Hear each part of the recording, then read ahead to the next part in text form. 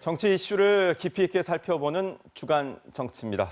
오늘도 변함없이 김경진 변호사 자리했습니다. 민주당 공천 얘기부터 해보죠. 내년 재보궐선거를 앞두고 서울시장, 부산시장을 공천하기로 전당원 투표를 통해서 이제 결정을 했습니다. 절차적인 정당성을 확보했다고는 하지만 비판 여론도 있거든요. 후폭풍 어떻게 예상하십니까? 큰 틀에서 보면 불가피한 결정이긴 하다. 왜냐하면 내후년 대통령 선거를 앞두고 내년에 제1도시인 서울, 제2도시인 부산에서 후보를 내지 않는다면 민주당의 조직이 현장에서 괴멸될 가능성이 크고, 그러면 결국 대선에서 준비하기가 굉장히 어려운 상황이기 때문에 매우 불가피한 선택이긴 한데, 사실 기존에 잘 돼 있는 당헌을 굳이 바꾸어서까지 위반해서까지 지금 후보를 내는 것이기 때문에 그 비판을 받는 것은 어쩔 수 없고, 이런 상황일수록 당 대표나 당의 구성원들 또 당의 국회의원들이 국민들에게 매우 겸손한 자세와 태도로 죄송하다고 여러 번 말씀드리는 것이 중요한 상황인 것 같습니다. 이낙연 대표도 거듭 어쩔 수 없는 선택이었던 것을 강조하면서 사과하고 있지 않습니까? 예. 그런데 이제 이낙연 대표하면 강직함, 원칙주의 이런 부분으로 상징이 되고 있는데 예.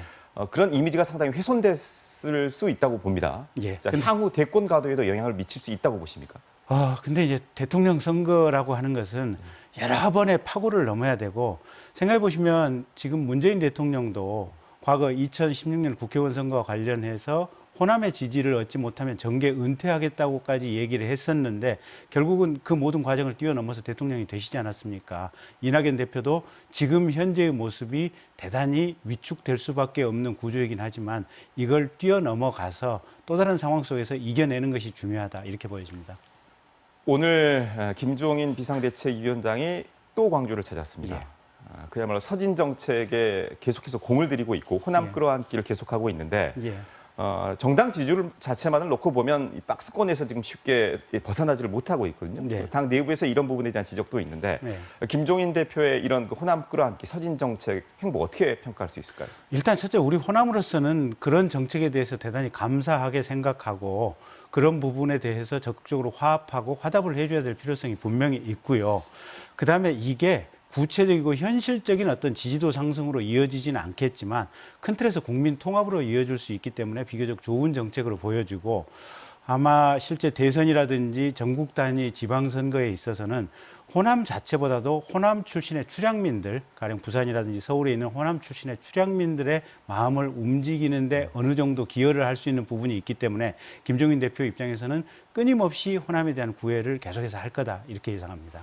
국민의힘의 또 다른 고민이 지금 유력 대권 주자가 보이지 않는다는 거거든요. 예. 당내에서.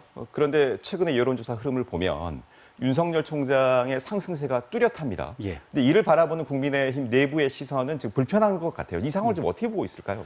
우선 당 내부에서 안정적인 대선 주자가 있어야 당의 지지율을 견인해 갈 수가 있는데 그런 부분이 없다 보니까 국민의힘의 지지율이 이제 정체 상태에 있다는 점이 하나가 있고요. 두 번째는 사실은 대통령 후보라고 하는 것은 최고 정점에 있는 정치 지도자 중에 한 사람입니다. 근데 검찰, 법조계에 오래 있었던 사람이 대한민국의 국정 현안을 전부 다 꿰뚫고 민심을 다 어루만질 수 있을 정도의 정치적인 훈련이 됐을까? 그런 점에 있어서는 제가 바라보는 견해로서는 상당히 좀 부정적인 측면이 있거든요. 과거 대통령 선거의 역사를 놔두고 봤을 때 대선 1년 6개월이라고 하는 것은 수없이 많은 변수가 생겨날 수 있기 때문에 여전히 이 사이에 야당에서 어떤 대통령 후보가 치고 나와서 또 어떤 결과를 만들어낼지는 모르기 때문에 사실은 기대를 하고 또 우리가 함께 좋은 후보를 찾기 위해서 노력해가는 과정이어야 할 것입니다. 추미애 장관을 향한 비판글, 릴레이 비판글 검사들의 글이 계속해서 이어지고 있습니다. 자, 지금 이제 이게 앞으로 향후 어떻게 전개될 건지가 상당히 궁금한데 평검사들이 야, 이거 진짜 계속해서 댓글을 올리고 우리 집단으로 모여서 회의를 하자, 평검사 회의하자 이런 집단 행동으로까지 이어질 걸로 보십니까?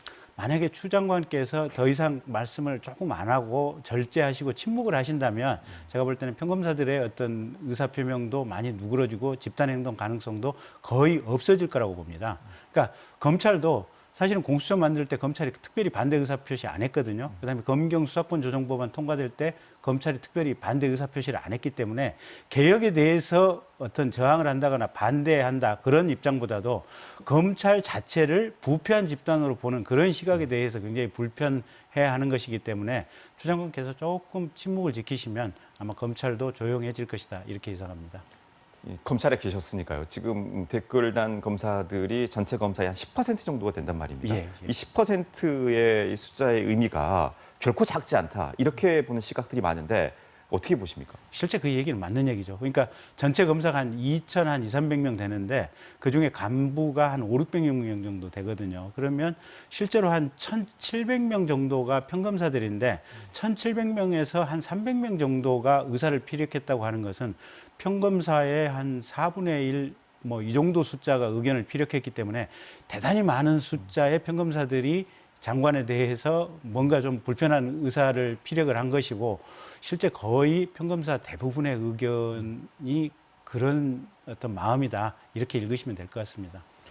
네, 여기까지 정리하겠습니다. 고맙습니다.